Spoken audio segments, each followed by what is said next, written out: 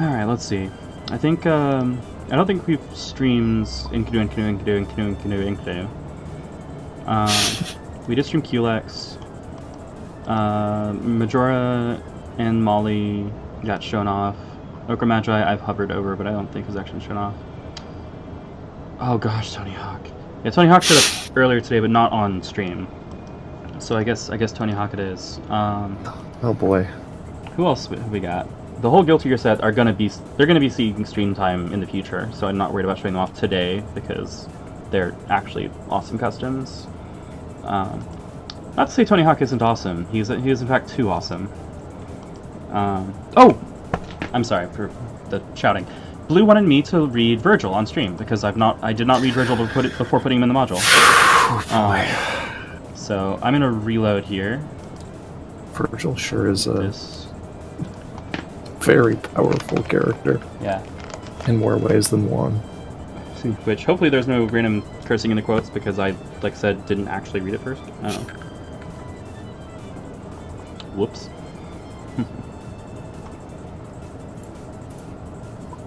I think the best that he has for cursing is like, "Hey, you suck, GG got him."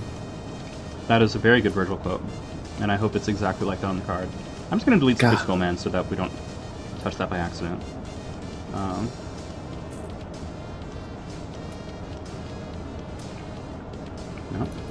But yeah, I could every single time it will be the last one I check. I could possibly tap down Sagas a bit. Yeah, like I think his control effects all feel about right. I just think he's a little too strong for it. He definitely feels like Sagas to me. Kudos, by the way. Like, that's obviously impressive. His gameplay becomes a lot harder when your opponent doesn't have, like, 8 gauge to start with. Yeah. Then you have to actually think about when to use the mirror and when to use uncanny reflection. Yep. I was trying to figure out if I can make pressuring play, like forcing plays on you, EXing things. I have a lot of cards. Wait. Yeah, Vergil has, like... Okay. An Exceed Excel... Alright, hold on. Let's start at the top. Character card. Vergil. You dare challenge a son of Sparta. Yeah. I mean, yeah, we do. Your continuous boosts have hit gain advantage. That's good. Your non-ultra continuous boosts have after if you hit, you may add this to gauge. Wait. So your continuous boosts have hit gain advantage and probably also have after add this to gauge if you hit. That's really good. Okay, this is already kind of insane because this is good on the normals alone. I have a rising suspicion about why Blue wanted me to read this character while he was able to watch my reactions. I feel like you could pick either side of that interaction and it would be great. Alright, double trigger. When you exceed, set aside your spend. Okay, so like Overdrive. Clean up, send a card to discard, and gain a life if you have no cards after sending one revert. Okay, so it's like upside down Overdrive, but you gain life instead of having an actual Overdrive trigger. Yeah, and you get an actual 3 turns with 3 gauge. Weird. I'm motivated. During cleanup, you get 3 strikes. Okay, you get 3 strikes. Alright, when you exceed, if it's the turn after your strike, you may strike. Oh, interesting. So, it follows up. Your attacks have +1 power plus defeat, hit gain advantage, and draw 1. Wow. If you may move 1 more or less. Okay. Alright, cool. That's Tager on steroids, and then some. That's actually, hold on. That's Tager with Noel. Sparta has like and some Jin on there as well. It's got like some arena rules going on that backside. This is quite impressive. All right, three costs. Cool, seems good. Okay, and now we have these X Factor. Oh yeah. Starts inactive. If you haven't activated X Factor, any team member may activate it as an action. When activated, place 4 counters on this, draw a card, and strike it. Strike your attacks. Wait. While active, does he come with team rules? Is he supposed to be used only in team mode? Yeah, that's a good question. We have team mode, right? That's a thing, actually. So, we just played it, even. Kind of. Well, I was thinking of QLEX, the other QLEX. Ah, right. with the team leader card. Well, whatever. We'll just assume this is written to be compatible with that. If you have an activated X Factor, any team activated as an action when activated, place 4 counters on this draw card and strike. +1 power and speed while it's active. An additional +1 for each defeated teammate. When you reveal your first attack during a strike, yeah, that word is just in the wrong place, you may invalidate it and replace it with a wild swing. Okay, so you get to option 6 out of things. You have bonus stats while it's active, and at the end of your turn or during cleanup, remove a counter, draw a card, and gain 2 life if X Factor does not have any counters deactivated at the time.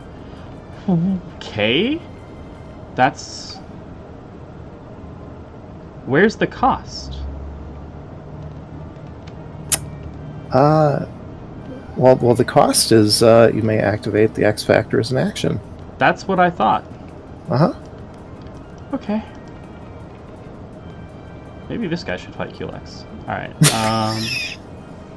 start with a seal. If you're in Exceed mode and have 2 or more gauge, you may place from your sealed area.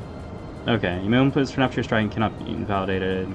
Sure, cannot be invalidated is interesting. Ignore armor. Clean up, seal this, and discard all cards in your double trigger, which is your overdrive area. Reverts. Okay, so yeah, this is an Exceed Excel.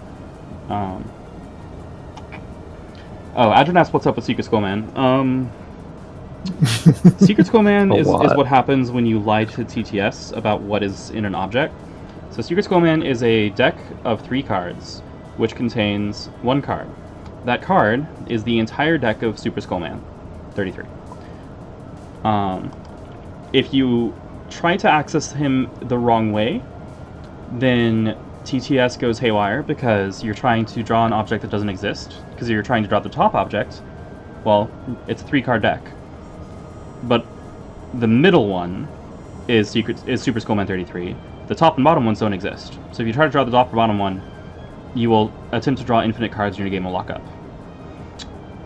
If you try to, like, I forget what the other condition is. There's another way to access him where the deck will, like, reconfigure itself and turn into just a copy of Super Skullman. But there's also one where it will turn into 2 poker cards and just annihilate him, and he doesn't exist anymore if you do that. Most of the time, if you do it wrong, then either the room has to be completely closed and rehosted, or, in the minor case, you can just switch colors and it'll be okay. But it, yeah, just you know, be careful. Anyway, Exceed Excel. No one will stand in my... Oh, sorry. One more note. On this, when I say Exceed Excel, this is a mechanic that was tested during Season 5 playtesting.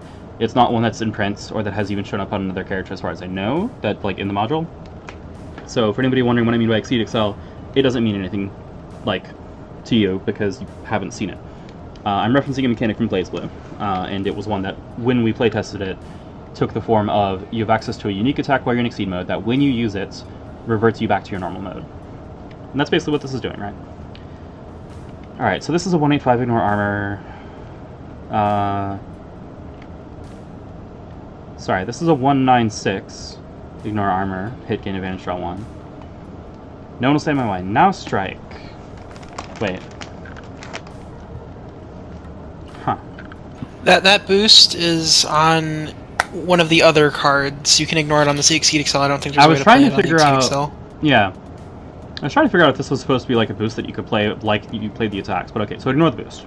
Alright, cool. Thank you for covering it. Okay, Tech messaged me earlier about a thing being weird, and I bet that was the thing he meant. Alright. Alright. Well, that's Vergil. X Factor seems completely broken. Double trigger. And one of these is his Dark Angel. Okay, so now here's his other 7 cards. These attacks are great. Okay, well, I'm not going to spoil myself. Let's oh, let's do this the classic way. Let me get a. All right. Power budget. All right, so we're going to start with, for scale. Not you. We'll just put Alice in the middle because I feel like that's about how this is gonna go. And specifically Alice's Exceed mode. and like, you know, I think it's roughly like this for Alice's power budget. So there's our like sense of scale.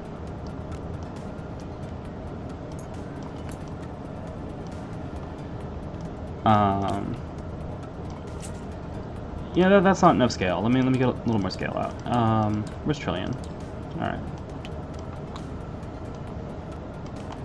All right. So for how large the increments are. Actually, let's just throw that out. Trillion's exceed mode is up here.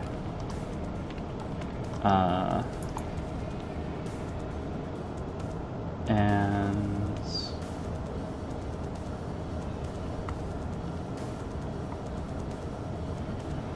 I'm trying to decide which of these is like the most relevant.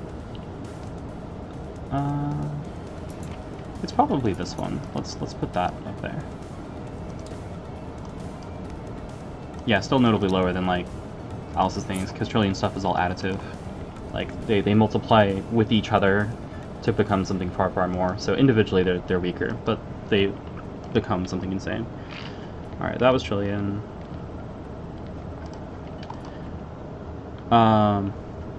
Rugal's exceed mode is like over here. Alright. Oh. What's a real character? Here.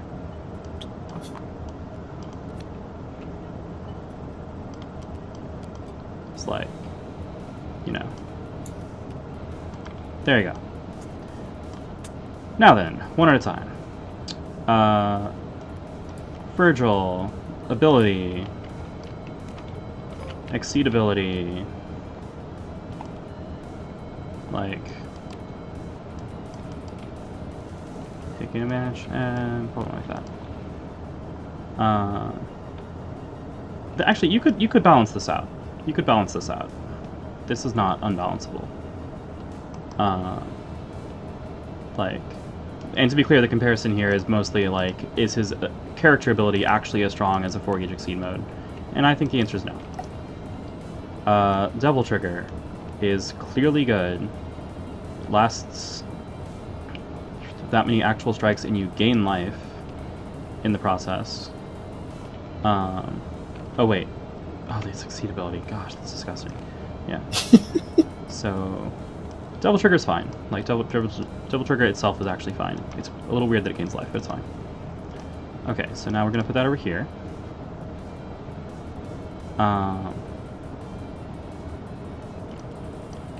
If there's actually no cost on this, I'm gonna put it here.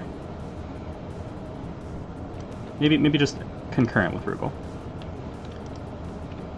And this seems clearly good, but not more busted than your Alice specials. So, no. Here's where we're starting. All right. Attack range 4 greater don't hit you. Before you may close 1 +2 power if you didn't. So probably 1 to 2, 7, 6. After you may return to your hand if you did and also hit, add a card from your hand or discard to your gauge. Any card you want. Okay. Wow. Alright, trick. Now move to range 1 or 2 the opponent in front or behind. So move to a space at range 1 or 2 from the opponent, then strike. And then you have the option select again. Interesting. That's apparently a mechanical thing for this character. This is really good. Not unbeatable without exceeding, but really good. Hovers around this area would be my current estimation. Not sure which. We'll estimate low.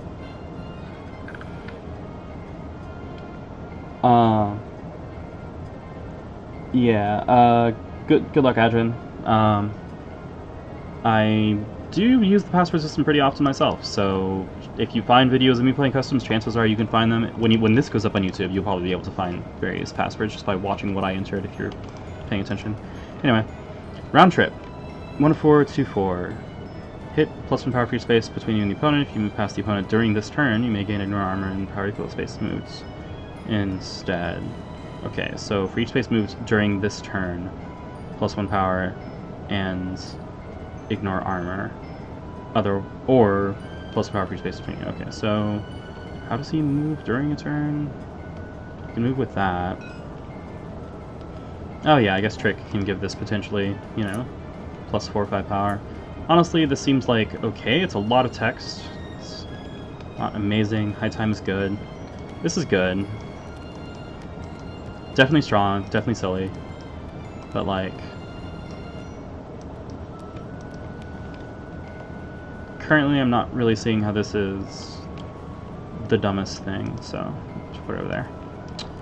Rising Sun. 1, 2, 4, 6. Take this. Before you make +1, hit push 2 and draw 1. That is a really good, like, DP / flash kick thing. Art's just flash kicks me, but it feels like an awkward DP. It's a title kick.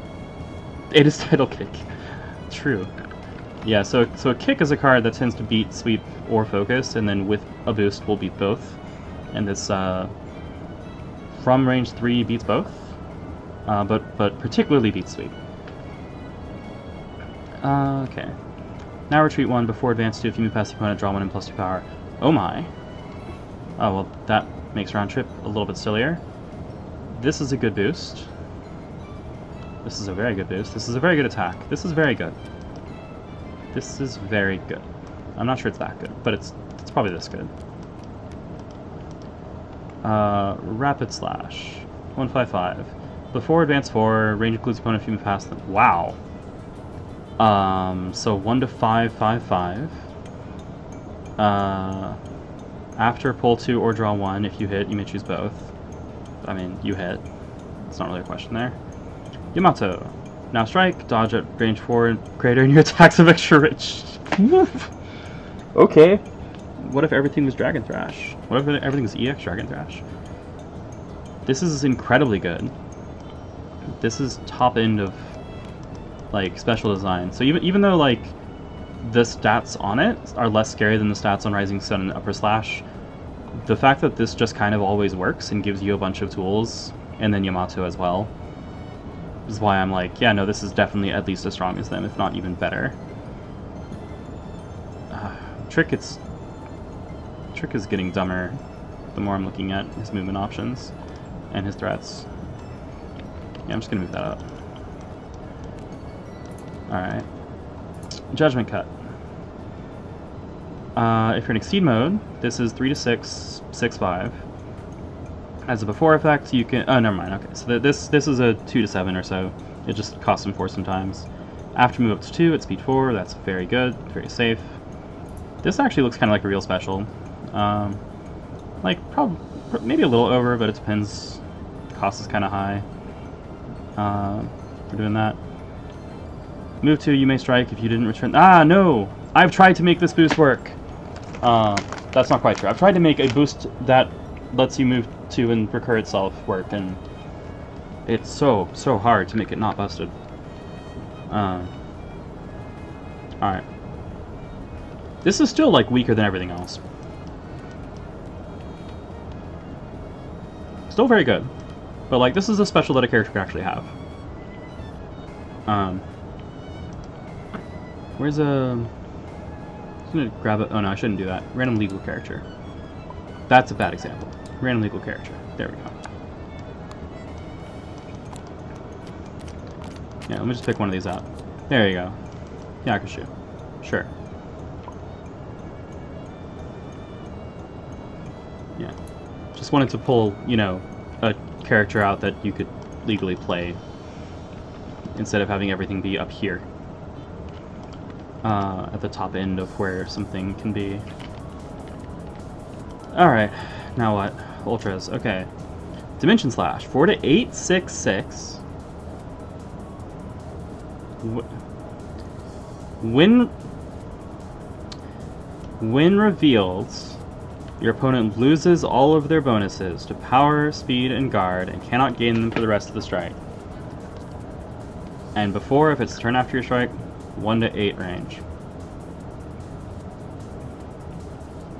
Mercy. Okay, no one will stand in my way. I agree. Now strike. Ignore your opponent.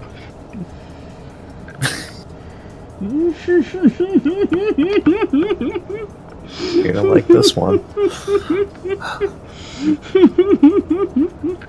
They did it. The madman did it.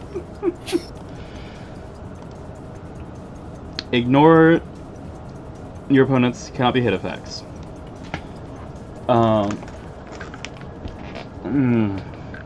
Okay. Hit. Your opponent loses stun immunity. It gets better! If they didn't lose stun immunity, +3 power. Oh my goodness! Mm-hmm. This is oh my gosh. We talk about silver bullet designs. When I see something like this, I like to call it a golden bullet. So no, Adrian, to be clear, it's not bad. It's good. Like it's overpowered. It's broken. This character is incredibly powerful. We decided to just engrave Aurier's name into this bullet. Holy crap! Okay, so yeah, when this character was submitted, I didn't ask anything about like intended power level, and I didn't bother to read through it first. And hey, it's April 1st. I regret nothing. It's fine. Anyway, April Fools. This is a hell of a character. We're gonna put that over here.